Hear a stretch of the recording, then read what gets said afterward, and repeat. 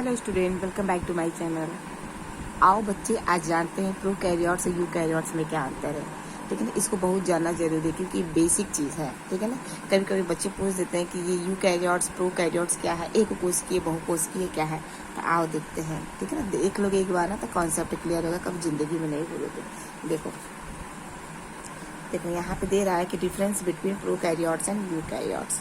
ध्यान से देखना, सब लोग अच्छे से समझ में आ जाएगा। देखो कह रहा है कि प्रोकैरियोट्स डीएनए में कैसा होता है और यूकैरियोट्स जो होता है आपका डीएनए कैसा होता है। देखो कह रहा है ना, पहला क्वेश्चन कह रहा है कि यह कोशिका द्रव्य माइटोकॉन्ड्रिया एवं हरित लवक में पाया जाता है।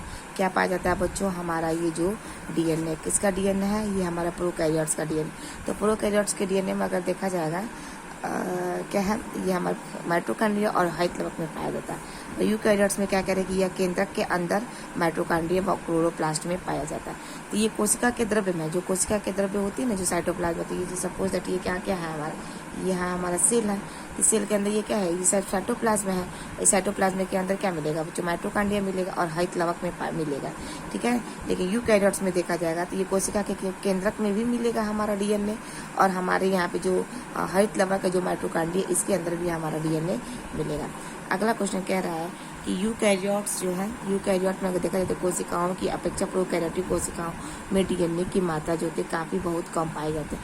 क्योंकि यूकैरियोट्स में देखा जाएगा ना, कोशिका के अंदर जो हमारा डीएनए होता है काफ़ी बड़ा होता है। क्योंकि हमारा जो डीएनए होता है बच्चों, बहुकोशिकी के अंदर देखा जाएगा तो 2.2 मीटर लंबी लेंथ होती है। लेकिन अगर प्रोकैरियोट्स के अंदर देखा है तो बहुत छोटा होता है, 10⁻⁻⁻ जो है आपका 6 माइक्रोन, की बहुत काफ़ी छोटा होता है यूकैरियोट्स। प्रोकैरियोट्स की अगर देखा जाएगा प्रोकैरियोट्स के अंदर यूकैरियोट के मुकाबले में, इसमें करें कि इसमें डीएनए की जो काफ़ी मात्रा होती है अपेक्षाकृत बहुत अधिक पाई जाती है। तो यूकैरियोट्स में डीएनए काफ़ी अधिक पाया जाता है और प्रोकैरियोट्स में जो डीएनए की मात्रा होती है काफ़ी कम होती है। सिंपल सी बात है। अगला करें से इसमें हिस्टोन प्रोटीन अनुपस्थित होता है। हिस्टोन प्रोटीन इसमें ऐसा कुछ नहीं होता। और हम लोगों में क्या होता है बच्चों, हिस्टोन प्रोटीन जो होता है वो हमारे डीएनए के पास में होता है। अगला इसमें कह रहा है कि इसमें डीएनए और जो होती है वृत्ताकार होती है। क्योंकि बैक्टीरिया का जो बच्चों सेल होता है ना, बैक्टीरिया का हमारा सेल है, इसमें इसका जो डीएनए होता है वो गोल गोल होता है और बिना केंद्रक के होता है। ठीक है ना, तो वृत्ताकार होता है और द्विरज्जुकी होता है। बिल्कुल द्विरज्जुकी मैंने डबल स्टैंडर्ड। और हम लोगों में कैसा होता है कि डीएनए प्रायः रेखीय होता है, लंबा होता है, द्विरज्जुकी भी होती है। ये हमारा डीएनए होता है। कह रहा है कि यह केवल कुछ प्रोटीन्स के लिए कोड करता है। ज़्यादातर नहीं प्रोटीन्स होता, कुछ ही कम प्रोटीन्स होता है जिसको वो कोड करता है।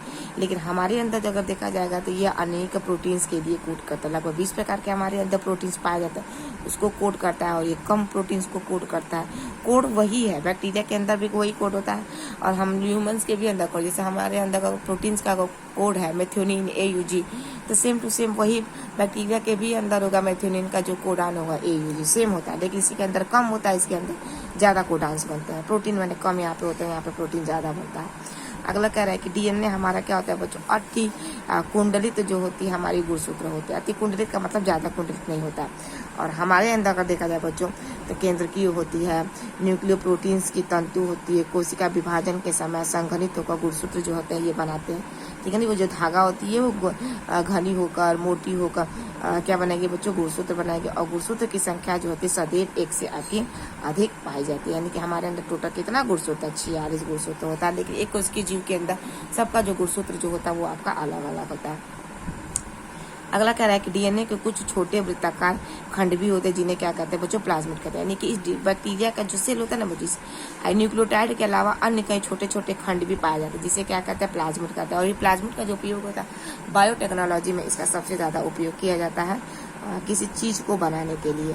और हमारे अंदर अगर देखा जाए तो बच्चों प्लाज्मिड वगैरह नहीं होती है। हमारे जीन्स के अंदर प्लाज्मिड मतलब हमारे सेल के अंदर प्लाज्मिड नहीं होता है। इनमें कह रहा है कि इनमें एंट्रॉन्स जो होता है अनुपस्थित होता है और इसमें एक्सॉन एंट्रॉन्स जो होता है वो उपस्थित होता है। न्यूरॉन्स का भाग होता है एक्सॉन एक्सॉन न्यूट्रॉन होता है, एंट्रॉन्स होते हैं।